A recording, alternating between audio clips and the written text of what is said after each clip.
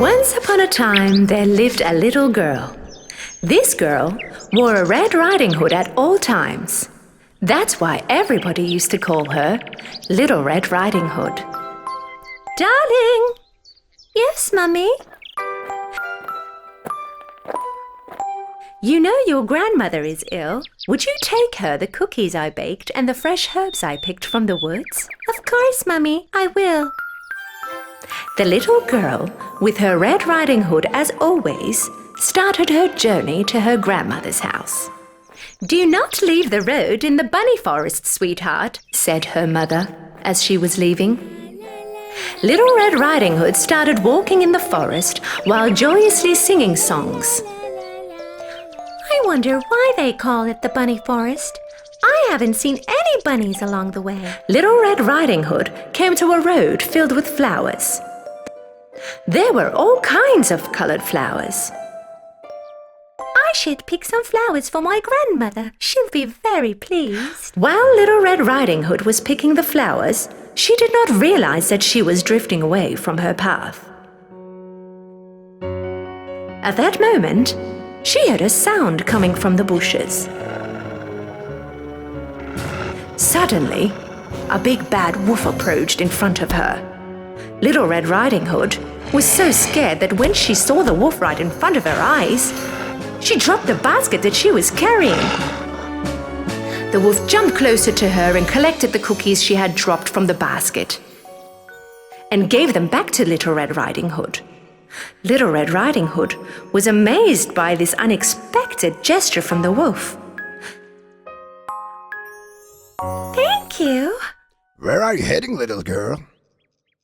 To my grandmother's house, the yellow house at the end of this forest. She is not feeling well, so I'm bringing her cookies and healthy herbs. Really? By the way, you can call me Little Red Riding Hood like everybody else does. I'll head on first and let your grandmother know that you're on your way so that you can continue picking up your beautiful flowers. Right at that moment, he heard a gunshot of an approaching hunter's rifle and ran away as fast as he could. Little Red Riding Hood looked around for a moment and started crying, realizing that she was lost. Hearing her crying, the hunter approached and came next to her. What are you doing alone here, little girl? It's very dangerous around here. I'm looking for a big bad wolf whom I've been hunting for a very long time. Little Red Riding Hood was very ashamed because she had not listened to her mother and left the road in the bunny forest. So she could not tell the hunter that she had met the wolf. Well, I was bringing cookies to my ill grandmother living at the end of the forest and I got lost. Let me bring you to your grandma's home then. They started to walk together. And right then, the wolf took a shortcut and quickly made it to the grandmother's house. He knocked on the door. The grandmother yelled from inside, "Who is it?" The wolf changing his voice. It's me, Grandma, Little Red Riding Hood. I brought you cookies and fresh herbs from the woods. The door is open, my dear. You can come in. The wolf smirked and stormed in through the open door.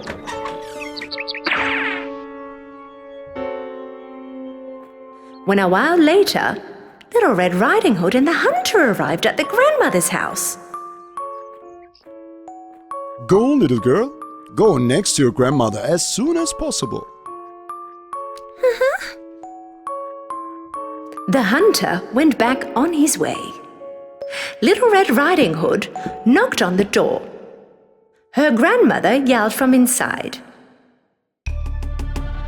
Who is it? It's me, Grandma, Little Red Riding Hood. The door is open, my darling.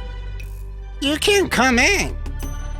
Little Red Riding Hood hesitated for a moment, because the sound she heard did sound a little different than her grandmother.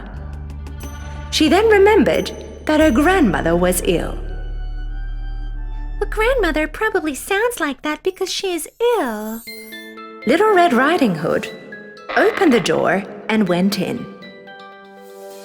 The wolf, dressed in grandmother's clothing, with her nightcap and her glasses, was lying in the bed. He also closed the drapes so that it became dark inside, and Little Red Riding Hood could not recognize him. I thank you, darling, for all your trouble getting all the way here to bring me food. Come next to me so I can give you a hug. Come, my darling. Come closer. Little Red Riding Hood left the basket on the floor, but she did not get too close to the bed, because her grandma looked different. Why are your arms so long, Grandma? So that I can hug you better. Why are your ears so big? So that I can hear you better. But why are your eyes so huge? So that I can see you better. Why are your teeth so sharp, Grandmother? So that I can eat you better. The wolf jumped out of the bed and charged at the Little Red Riding Hood. At that moment, Little Red Riding Hood realized that it wasn't her grandmother lying in the bed, but instead the big bad wolf she had ran into along the way. Help me! The hunter heard Little Red Riding Hood scream, "Help! Help me!" and ran straight to the house, stormed into the open door and caught the wolf immediately. I finally got you, big bad wolf. Now you're in my hands. The hunter cut the wolf's belly and rescued the grandmother. Thank you for saving us, Mr. Hunter. You're welcome.